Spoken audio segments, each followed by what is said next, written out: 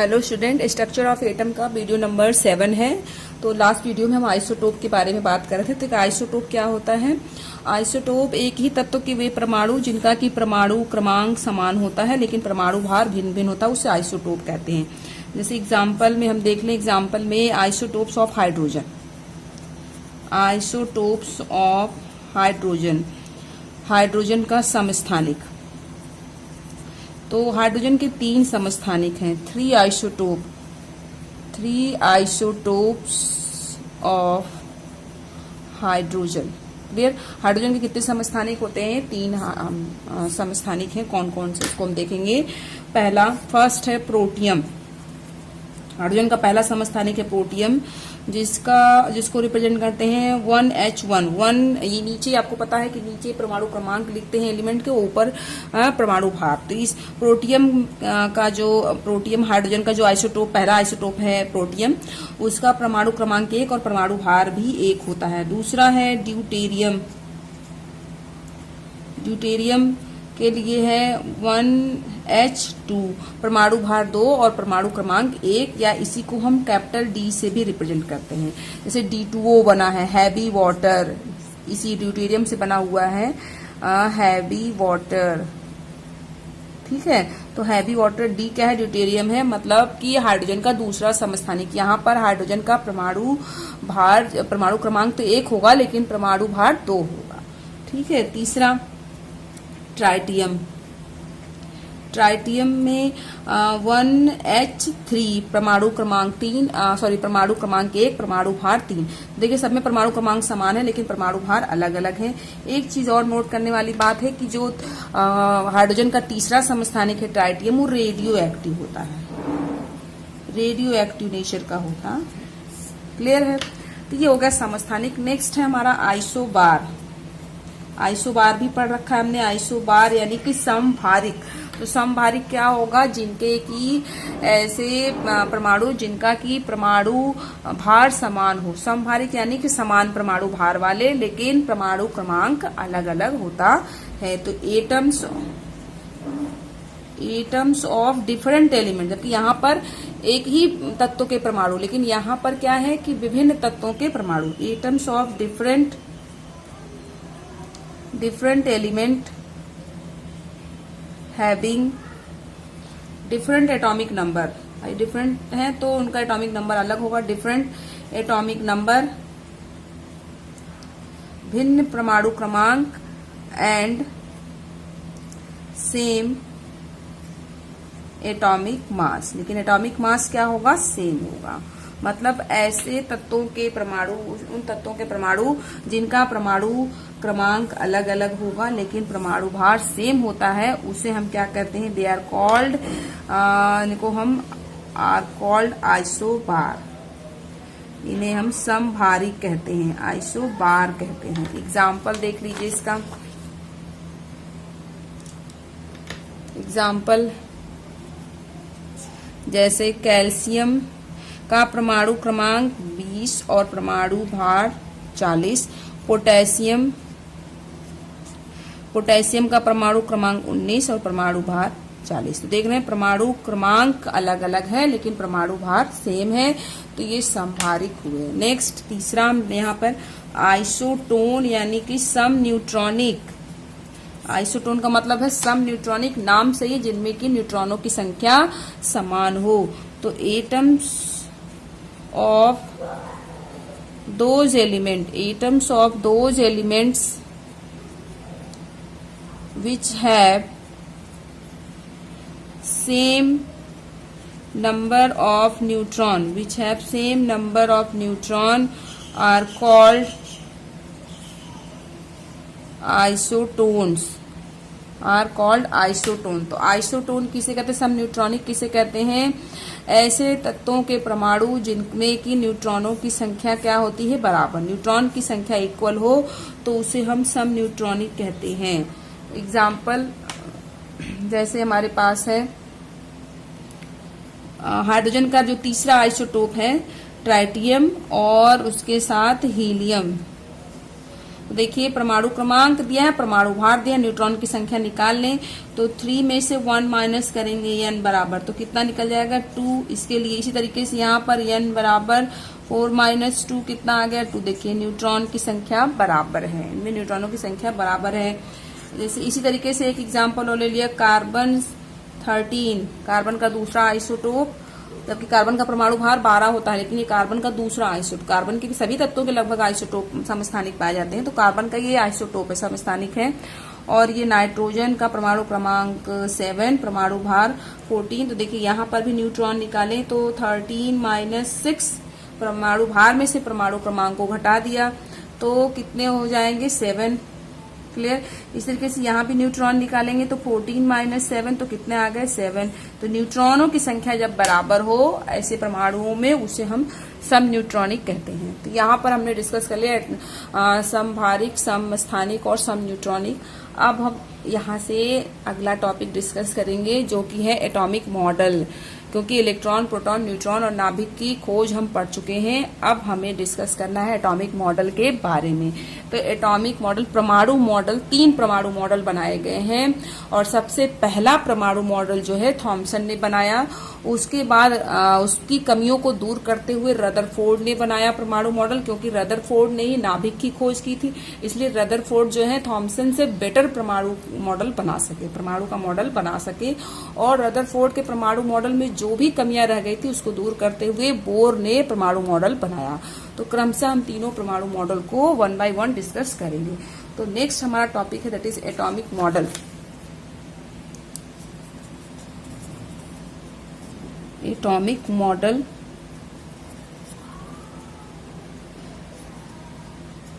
तो atomic model में हमको 3 एटॉमिक मॉडल पढ़ने हैं। कौन कौन से जरा यहाँ पे हम लिख देंगे। थॉमसन मॉडल ऑफ एटम, मतलब थॉमसन का परमाणु मॉडल। दूसरा है रदरफोर्ड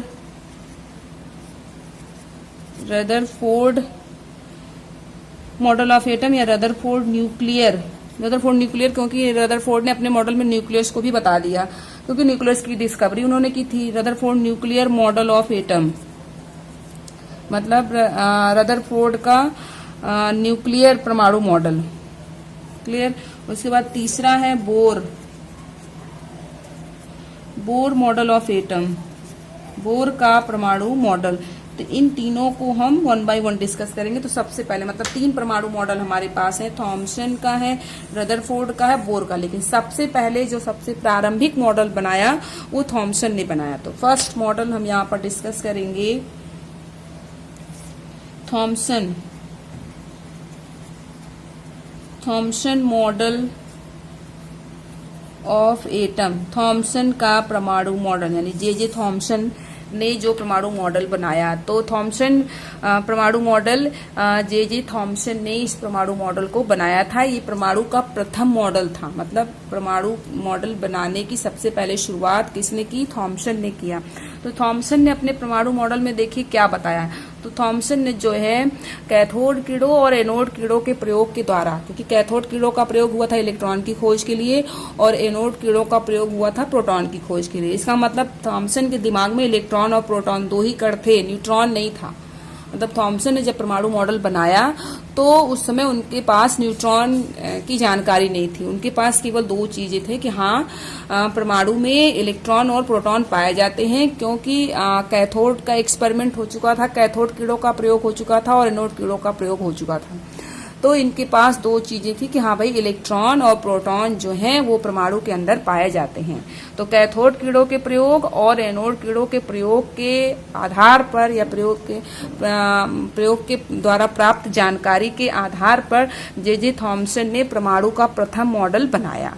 और थॉमसन ने अपने परमाणु मॉडल में ये कहा कि परमाणु जो है अति सूक्ष्म, एटम जो है अति सूक्ष्म, गोलाकार और विद्युत उदासीन कण है।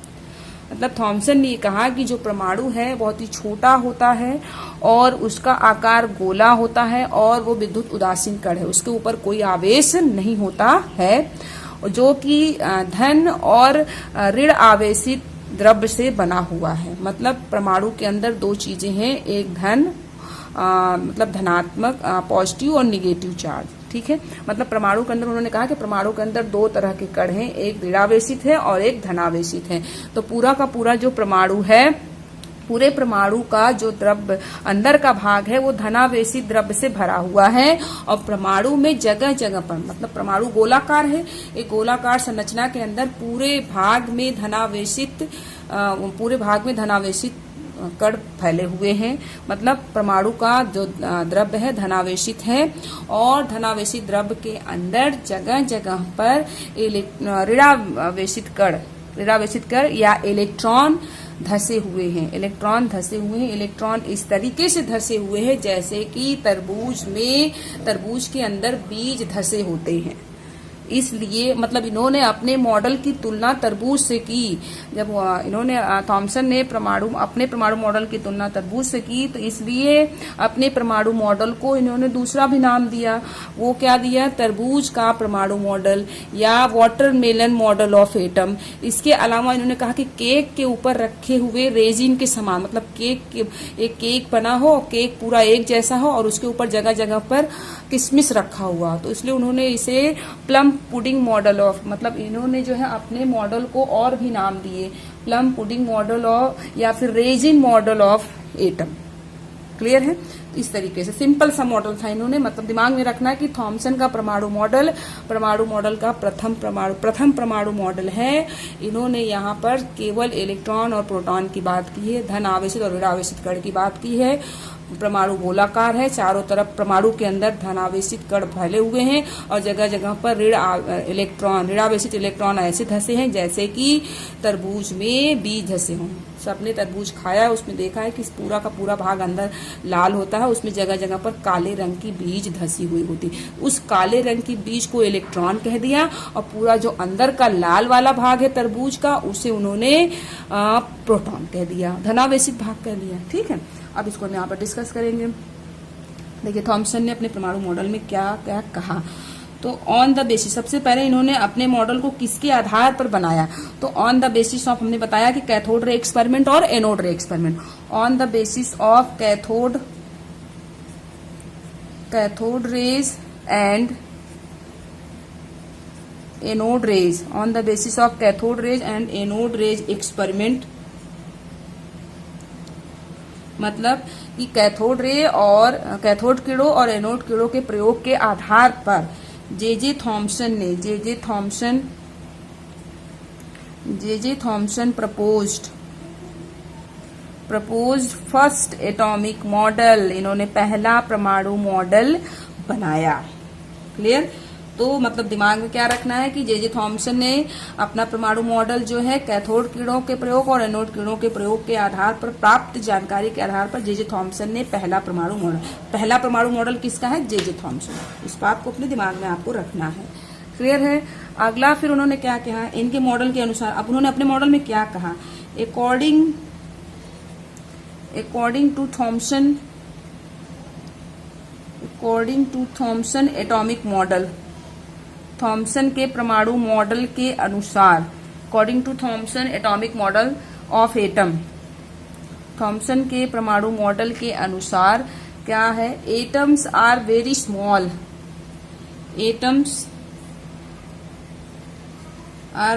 स्मॉल, मतलब परमाणु अति सूक्ष्म होते हैं। बताया हमने कि थॉमसन ने कहा कि परमाणु अति सूक्ष्म है, वेरी स्मॉल, बहुत ही छोटे होते हैं और साथ में स्फेरिकल होते हैं, गोलाकार होते हैं, स्फेरिकल एंड इलेक्ट्रिकली न्यूट्रल, विद्युत उदासीन, इलेक्ट्रिकली न्यूट्रल पार्टिकल। मतलब थॉमसन ने ये कहा, थॉमसन के परमाणु मॉडल के अनुसार कि परमाणु जो होते हैं बहुत ही सूक्ष्म और गोलाकार तथा विद्युत उदासीन कण होते हैं, विच कंसिस्ट ऑफ, उसमें क्या क्या चीजें हैं? Which consist of positive uniform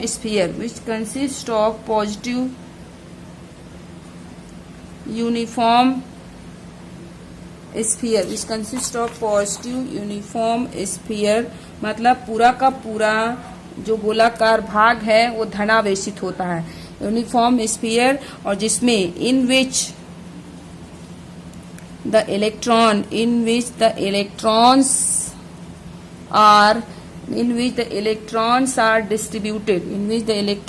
are distributed, जिसमें कि इलेक्ट्रॉन फैले हुए होते हैं। क्लियर है? उन्होंने ये कहा, मतलब इलेक्ट्रॉन्स आर डिस्ट्रीब्यूटेड या इलेक्ट्रॉन्स आर इम्बीडेड, मतलब इलेक्ट्रॉन फंसे हुए होते हैं। Electrons are embedded like seeds of watermelon.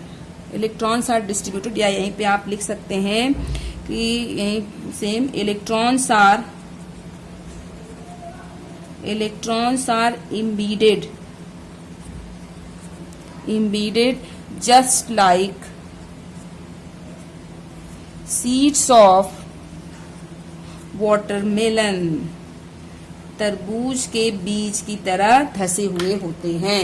तो इन्होंने अपने मॉडल में कहा कि जो है परमाणु अति सूक्ष्म गोलाकार और विद्युत उदासीन कण है, जिसका कि पूरा का पूरा भाग धनावेशित हो, जिसमें कि इलेक्ट्रॉन धसे हुए होते हैं, जिस तरीके से तरबूज में बीज धसे हुए होते हैं।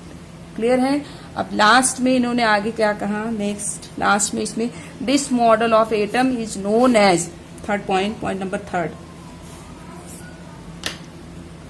This model of atom is known as watermelon model of atom, watermelon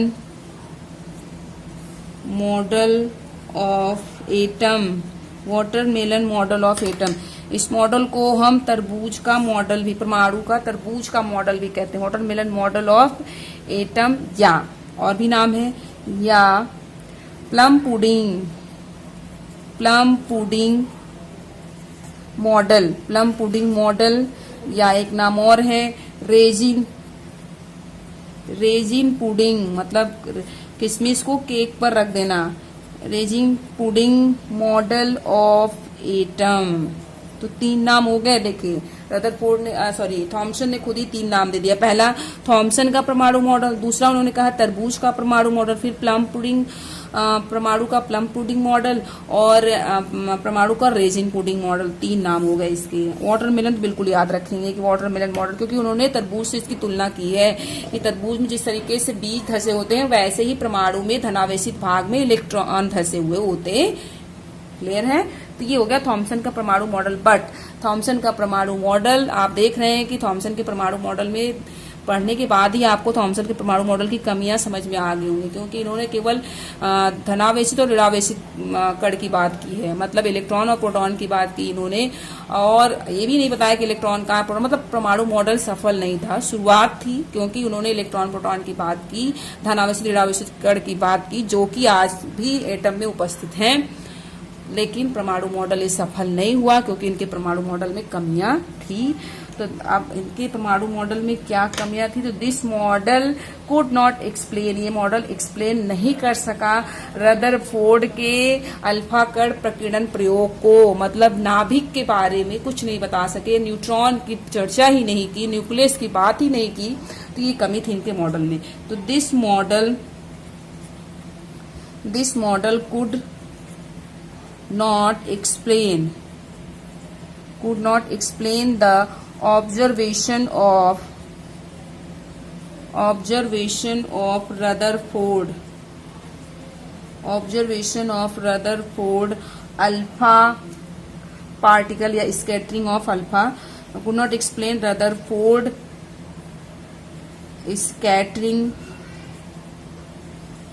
scattering of alpha particle experiment. Clear? तो इन्होंने थॉमसन ने अपने परमाणु मॉडल में रदरफोर्ड के अल्फा कणों के प्रकीर्णन मॉडल को एक्सप्लेन नहीं किया, उसके अंदर उन्होंने उस मॉडल को नहीं डाला। अगर उस मॉडल को डाल देते तो इलेक्ट्रॉन, प्रोटॉन, न्यूट्रॉन, न्यूक्लियस सब बता देते और मॉडल सफल हो जाता। तो उनका मॉडल सफल नहीं हुआ, फेल हो गया। तो रदरफोर्ड ने चूंकि न्यूक्लियस की खोज की थी, इलेक्ट्रॉन प्रोटॉन न्यूट्रॉन उन्हें पता ही था, तो फिर उन्होंने नया परमाणु मॉडल दिया। थॉमसन के बाद जो मॉडल आया उसे बोलते हैं रदरफोर्ड का परमाणु मॉडल या रदरफोर्ड का नाभिकीय परमाणु मॉडल। तो नेक्स्ट हमारा दूसरा परमाणु मॉडल है, दैट इज रदरफोर्ड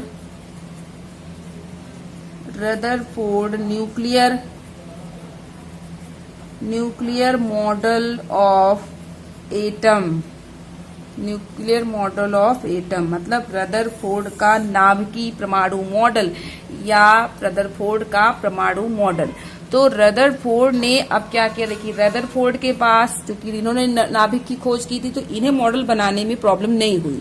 तो रदरफोर्ड ने अपने अल्फा कणों के प्रकीर्णन प्रयोग के आधार पर एक नया मॉडल बनाया, जबकि थॉमसन ने कैथोड किरणों के और एनोड किरणों के प्रयोग के आधार पर मॉडल बनाया था। लेकिन रदरफोर्ड ने अपने अल्फा कणों के प्रकीर्णन प्रयोग के आधार पर नया मॉडल प्रस्तुत किया और उसे उन्होंने रदरफोर्ड का नाभिकीय परमाणु मॉडल नाम दिया। तो इन्होंने अपने परमाणु मॉडल को किसके आधार पर बनाया, ऑन द बेसिस ऑफ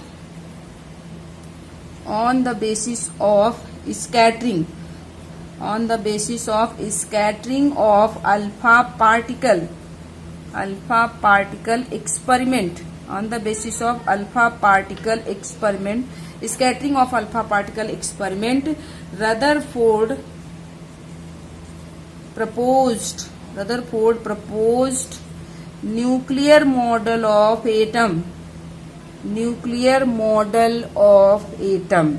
मतलब रदरफोर्ड ने अपने अल्फा कणों के प्रकीर्णन प्रयोग के आधार पर नाभिकीय परमाणु मॉडल बनाया। अब उनके मॉडल में क्या क्या था हमको ये देखना है कि उन्होंने अपने मॉडल परमाणु के अपने मॉडल में उन्होंने क्या क्या इंपॉर्टेंट बातें उन्होंने कही। तो इम्पोर्टेंट नेक्स्ट हमारा हेडिंग होगा important points of Rutherford model of atom. Rutherford के परमाणु मॉडल के महत्वपूर्ण बिंदु, उन्होंने अपने मॉडल में क्या क्या महत्वपूर्ण बातें कही।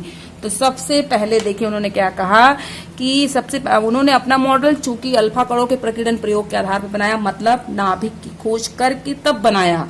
तो उन्होंने कहा सबसे पहले उन्होंने अपने मॉडल में कहा कि परमाणु जो है अति सूक्ष्म गोलाकार विद्युत उदासीन कण है। ये चीज तो थॉमसन ने भी कहा था। थॉमसन ने कहा था कि परमाणु अति सूक्ष्म गोलाकार और विद्युत उदासीन कण है। इस चीज को रदरफोर्ड ने भी फॉलो किया। रदरफोर्ड ने कहा कि परमाणु अति सूक्ष्म गोलाकार विद्युत उदासीन कण है। उसके आगे उन्होंने जोड़ा कि परमाणु अति सूक्ष्म गोलाकार विद्युत उदासीन कण है जो दो भागों से निर्मित है। और पहले भाग को कहा उन्होंने धनावेशित नाभिक, और दूसरा भाग कहा कि नाभिक के बाहर का वह क्षेत्र जहां पर इलेक्ट्रॉन उपस्थित होता है। इसको हम नेक्स्ट वीडियो में डिटेल में डिस्कस करेंगे।